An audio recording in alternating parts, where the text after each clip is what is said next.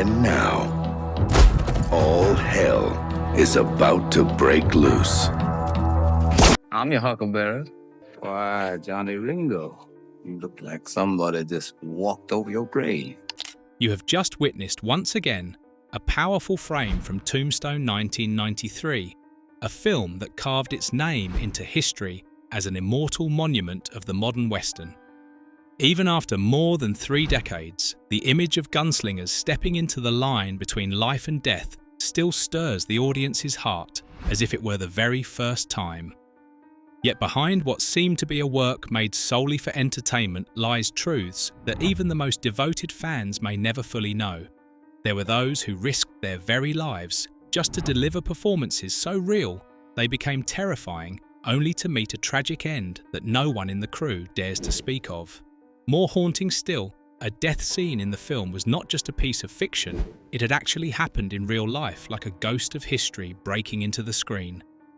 And even that was not the most chilling truth. Keep your eyes fixed, because the secrets behind Tombstone will reveal 20 strange and unsettling facts that few could ever imagine. 1. The legendary killing scene in the film was real. Many would assume that the moment Wyatt Earp calmly walked straight into a hail of bullets to take down Curly Bill was nothing more than Hollywood exaggeration. But the truth is far more insane. It really happened.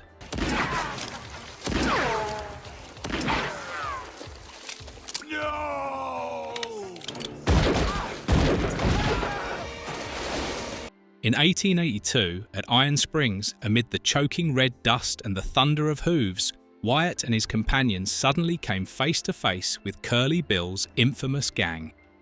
Curly fired the first shot, the bullet grazing past Wyatt. Yet instead of dodging or retreating, Wyatt advanced with chilling composure, his gun raised, his eyes unwavering. With a single well-aimed shot to the stomach, Wyatt dropped Curly where he stood. The rest of the cowboys, though, greater in number and heavily armed, panicked and fled without firing another round. Some historians described Wyatt in that instant as the ghost of the Wild West, untouchable, fearless and utterly clear-headed amid the storm of bullets. What's astonishing is that Tombstone recreated this moment almost exactly as it happened without embellishment. And this is only the opening piece in the chain of truths that make Tombstone unlike any other Western ever brought to the screen. 2. Michael Biehn nearly fainted during the duel with Doc.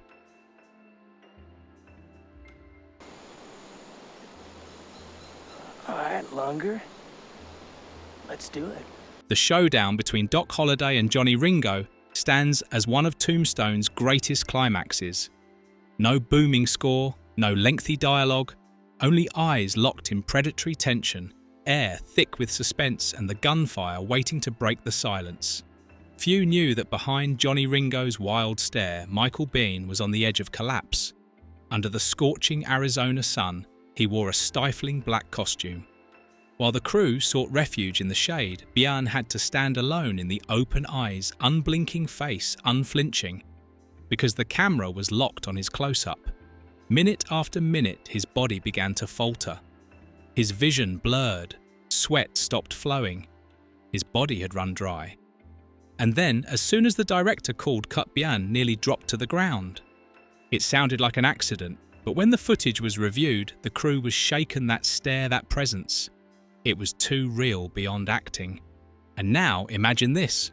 To recreate the OK Corral gunfight, the entire cast had to endure that punishing nightmare for 4 relentless days. 3. The line, "I'm your huckleberry," was never in the script. I'm your huckleberry. Why, Johnny Ringo, you look like somebody just walked over your grave. "I'm your huckleberry," a phrase that seemed casual, light as a whisper, yet it had the power to send chills down the spines of millions. Val Kilmer uttered it in a suffocatingly tense standoff between Doc Holliday and Johnny Ringo, with no direction, no rehearsal, and not even a trace of it in the original script. No one knows why Kilmer chose to say it, but the way he delivered it, slow, almost tender, is precisely what turned it into one of the most iconic moments in film history. Not threatening, not boastful, but like an invitation to death spoken with a faint smile. The set froze. His co-star stood paralyzed. The director sat in silence. And from that moment, no one dared to ask for another take. If Val Kilmer carved a legend with just a single line, then Michael Biehn, his counterpart as Johnny Ringo, nearly collapsed for a reason few could imagine. 4. A scene that took 4 days to film, grueling like a war movie. Come on, Earp! I'll get you! Come in, get! On screen, the OK Corral gunfight lasts only a few minutes. But to capture that moment, the crew endured 4 relentless days under Arizona's scorching sun, surrounded by choking dust and air, so dry it burned the throat. Actors repeatedly fell, rose, drew their guns, cocked them, over and over dozens of times, just to match each movement perfectly to the camera. Every retake drained twice the energy, yet no one complained. Because everyone knew if they pulled it off, the scene would become legendary. And they were right. The showdown at OK Corral became not only the soul of Tombstone, but also one of the most iconic gunfights in the entire Western genre. After watching it, if you thought those flawless moves were thanks to stunt doubles or cinematic tricks, the truth behind them will make you admire Val Kilmer even more. 5. Val Kilmer trained himself in gun drawing and coin spinning, no stunt doubles. Now I really hate him. Watch it, Johnny. I hear he's real fast. From lightning-fast gun draws to hypnotic coin spins, every move was performed by Val Kilmer himself. No stuntmen, no special effects, no pretenses. He didn't train just to act the role, he trained to become Doc Holliday. A southern gentleman with charm on his lips, but with hands always ready to kill without hesitation. Kilmer practiced until the slightest movement of his finger could send chills down the spine. He spun coins thousands of times until the motions became so fluid that no one could be sure anymore. Was this an actor or a real gunslinger? And once the cameras rolled, Val Kilmer disappeared completely. What the audience saw was Doc Holliday in the flesh stepping out of the myths of the Wild West. What few people know is that the original cast lineup was vastly different from the faces we see in Tombstone today. 6. The film nearly had 3 completely different actors. Few people know that the role of Doc Holliday was originally meant for Willem Dafoe. Yet because he had once portrayed Jesus in The Last Temptation of Christ, Disney cut him out entirely to avoid backlash from religious groups. Johnny Ringo was also supposed to go to Mickey Rourke, but he declined for reasons that remain unknown, leaving the door open for Michael Biehn to create a Ringo that was dark, cold, and brimming with menace. As for Western legend Robert Mitchum, he was cast as Ike Clanton. But a devastating horsefall left him injured, forcing him to withdraw just before filming began. Still, Mitchum left his mark. He became the narrator, opening the film with his gravelly, resonant voice like a fateful overture. Had all 3 been part of the cast, Tombstone would have been an entirely different film. But if you think changes in the cast were enough to shake the production, you have yet to see the conflict that came next, from the town of Tombstone itself. 7. The real town of Tombstone fiercely opposed the film. Ironically, it was the very town of Tombstone, the site of the legendary gunfight, that raised the loudest protest when Hollywood announced the story would be brought to the screen. The townspeople felt no pride. Instead, they were furious, claiming the movie would turn history into a blood-soaked spectacle. From the moment the project was revealed, letters poured in demanding production be stopped, accusing the filmmakers of distorting the truth. The director of the local museum publicly condemned it, calling the film a falsification and an attempt to glorify violence. Several key historical sites were barred from filming, forcing the crew to abandon Tombstone and reconstruct the setting in other towns across Arizona and California. But even after overcoming the town's resistance, the production itself would soon erupt in conflicts so severe they nearly tore Tombstone apart. 8. Sam Elliott nearly quit because his character was watered down. At first, Virgil Earp, portrayed by Sam Elliott, was written as the pillar of reason amid the chaos of the Wild West. Not only Wyatt's elder brother, he was also meant to embody justice, the line between law and anarchy. But once filming began, everything changed. Virgil's role was mercilessly trimmed, scenes were deleted, lines were shortened, his presence weakened. Elliott was stunned. The character he had signed on for was gone, leaving only a quiet shadow next to the blazing Wyatt Earp. He considered walking away, not out of wounded pride, but out of loyalty to the character. That was when Kurt Russell stepped in.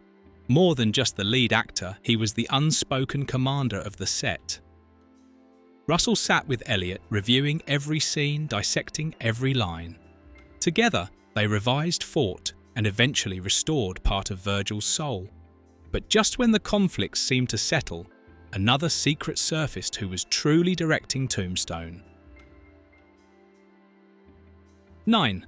Kurt Russell was the real director, not George P. Cosmatos. On paper, Tombstone was credited to George P. Cosmatos, the man behind Rambo 2.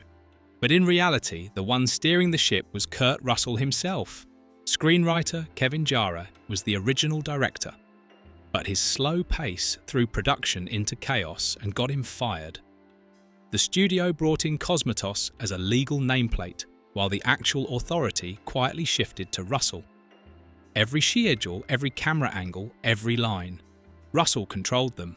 He even sacrificed his own role, cutting Wyatt's screen time to give supporting characters the spotlight, then plunged into the editing room to preserve the film's spirit. Out of loyalty, Russell swore never to reveal his role while Cosmatos was alive. And like a true gunslinger bound by honor, he kept silent for years. But just as the film survived its internal battles, Tombstone faced an even greater obstacle. This time from one of the most powerful names in Hollywood, Kevin Costner. 10. Kevin Costner once tried to crush Tombstone. While Tombstone was in production, Kevin Costner was simultaneously preparing Wyatt Earp 1994, a massive project on the same subject, backed by a huge budget and designed to dominate the box office. Unwilling to share the spotlight, Costner was rumoured to have used his influence to pressure distributors into turning their backs on Tombstone. The entire film faced collapse, nearly strangled in its cradle. Yet thanks to independent financing and the crew's unyielding resolve, Tombstone still found its way to theatres on schedule. And history decided the victor Tombstone rose to become an immortal Western classic, while Costner's Wyatt Earp turned into an expensive flop drowned in indifference and criticism. But even that pales compared to the madness behind the scenes, when one actor put his health and even his life on the line to embody his role. 11. Stephen Lang was genuinely drunk playing Ike Clanton. In the film, Ike Clanton is a drunken cowboy constantly stumbling, spouting incoherent nonsense. Instead of pretending, Stephen Lang took the extreme path. He became an actual drunk. For nearly 4 months of filming, Lang barely touched water. He drank tequila continuously, day after day, to keep his body in a perpetual state of imbalance, staggering, slurring, just like the character. It has been called one of the most reckless acts of method acting Hollywood has ever seen. The price was dire. Immediately after production wrapped, Lang was rushed to the hospital. Doctors diagnosed him with severe dehydration, leading to a galaxy of kidney stones, a condition that could have killed him. If Stephen Lang shocked everyone by using real alcohol to fuel his performance, then Val Kilmer's own transformation that followed sent chills through the entire cast and crew. 12. Val Kilmer became Doc Holliday to the point of obsession. Have you ever imagined a character from a film seeping into the actor's real life for Val Kilmer in Tombstone 1993 that was almost exactly what happened? And it unnerved many on set. Kilmer didn't just play Doc Holliday, he lived as if he were a dying man, always hunched, breathing with a rasp, speaking in a southern drawl. And he maintained this state throughout filming, even off camera. He isolated himself, avoiding conversations and gatherings, as though the ghost of Holliday clung to him constantly. Crew members recalled that simply passing by Kilmer felt like encountering Doc Holliday in the flesh. Not on film, but right before their eyes. And in a western like Tombstone, even moustaches carried weight. They weren't just accessories, they were part of a character's very soul. And the production treated that with more seriousness than anyone expected. 13. Every moustache was real, except for one. Nearly all the main male actors in Tombstone, from Kurt Russell and Val Kilmer to Sam Elliott, grew their moustaches for real during filming. Those whiskers were more than makeup. They were weapons of identity, giving the cowboys grit, ruggedness, and the raw essence of the West. But amidst this sea of real moustaches stood one ironic exception, John Tenney, who played Sheriff Bean. Called into the production at the last minute, he had no time to grow his own and was forced to wear a fake one. That alone made him the running joke of the entire shoot. Every time Tenney walked out of the makeup tent, if his moustache was even slightly crooked, the set would erupt in laughter. Here comes Sheriff Bean, with his legendary glued-on stash. Yet despite it, Tenney carried his role well. Real or fake, the slyness and ambiguity of Bean remained intact through his performance. But the troubles behind the scenes didn't end there. Even the film's ending seemingly straightforward nearly threw Tombstone into chaos. 14. The ending had to be rewritten after negative reactions. The first cut of Tombstone ended with a scene as cold as steel. Wyatt Earp walking away in absolute silence, no farewell, no climax, only a suffocating emptiness left behind. Audiences revolted. Their emotions were cut off, left with a frustrating void. To end such a bloody, tear-soaked journey with lifelessness, they refused to accept it. The studio had no choice but to act. The heartbreaking farewell between Wyatt and Doc was added, and the final sequence, Wyatt reuniting with Josephine in the falling snow, changed everything.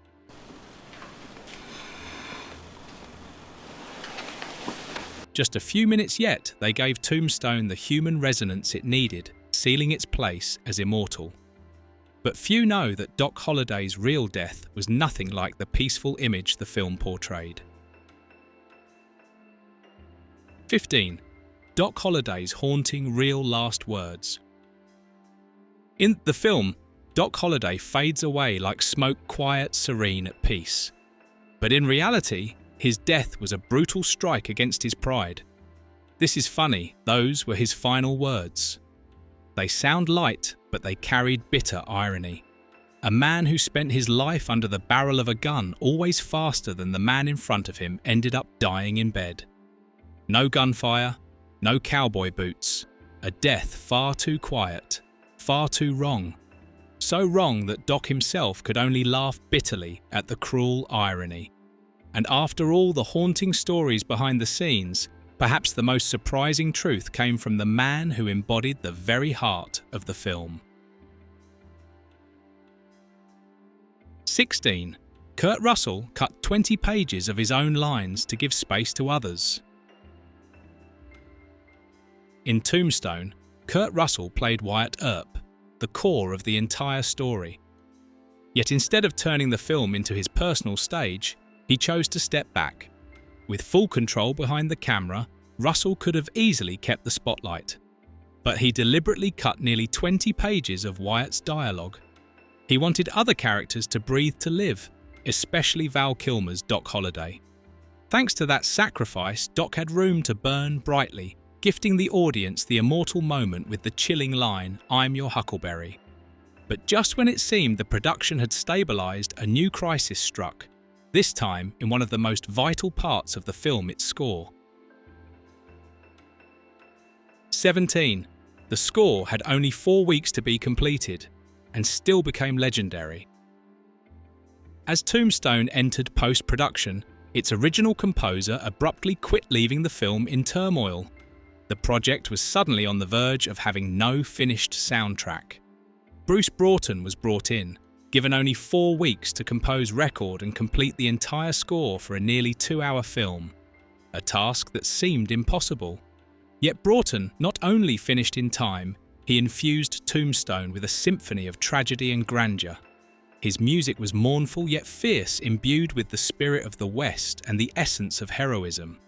Far from just saving the project, he elevated it, making Tombstone's soundtrack one of the most memorable modern Western scores in cinema history. And if the film now feels seamless, flowing like a flawless cowboy epic, the truth is this few realise it once teetered on the edge of becoming an irredeemable mess. 18. Chaotic post-production, the surgery that saved Tombstone. When Tombstone entered the editing room, it was nothing but chaos, jumbled footage, fragmented emotions, a storyline in tatters. The first cut was such a disaster that the producer exclaimed, "I have no idea what I'm even watching." Faced with collapse, veteran editor Frank Urioste launched what became a cinematic open-heart surgery. He and his team didn't just stitch scenes together, they reconstructed the entire film, as though assembling a bomb of pure emotion. Every frame was dissected, every narrative thread rewoven with masterful skill and instinct. They even inserted voiceover to patch critical gaps. The result was astonishing. Tombstone didn't just survive, it was reborn. From chaos emerged a film with ironclad rhythm, relentless tension, and emotions so sharp they held the audience breathless until the final frame. But even after conquering post-production hell, Tombstone still had one more battlefield to face: the box office. 19. Editing was brutal, but the real war was at the box office. No sooner had Tombstone been completed than a looming rival appeared: Wyatt Earp, 1994, Kevin Costner's star-studded epic. Both films told the same Western legend, both centered on the exact same man, Wyatt Earp. Tombstone was an independent production with modest funding and limited marketing. By contrast, Wyatt Earp was a studio-backed juggernaut, lavishly produced, sprawling in length, and pitched as the definitive Western saga for a new era. Yet the outcome shocked Hollywood. Tombstone, with its razor-sharp pacing, vivid characters, and modern energy, captured the audience's hearts. Meanwhile, Wyatt Earp was derided as bloated, overly solemn, and quickly sank into obscurity. One film failed spectacularly, while the other rose into legend, cemented as a pop culture icon for generations. And still, Tombstone's fate wasn't secure. It had yet to face one final obstacle: a release date that no one in Hollywood dared to claim. 20. A Western released on Christmas Day.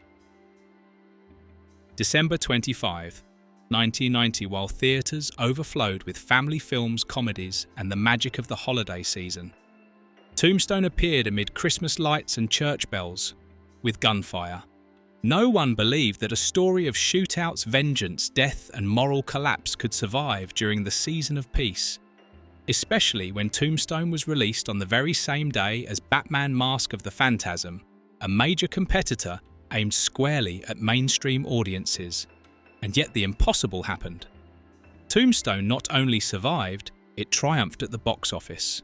Word of mouth spread quickly, drawing adult audiences eager for a tense, violent, and strikingly different experience in a season otherwise filled with safe films. Tombstone. 1993 was not merely a Western. It became a legend forged from sweat, blood, and shocking secrets behind the camera. From chilling shootouts and immortal lines of dialogue to the untold chaos of its production, everything combined to make the film an enduring monument in the hearts of movie lovers. If these facts shocked you as much as they did us while uncovering them, don't forget to like this video, share it with your friends, and subscribe to the channel to discover more never-before-told stories about cinema classics.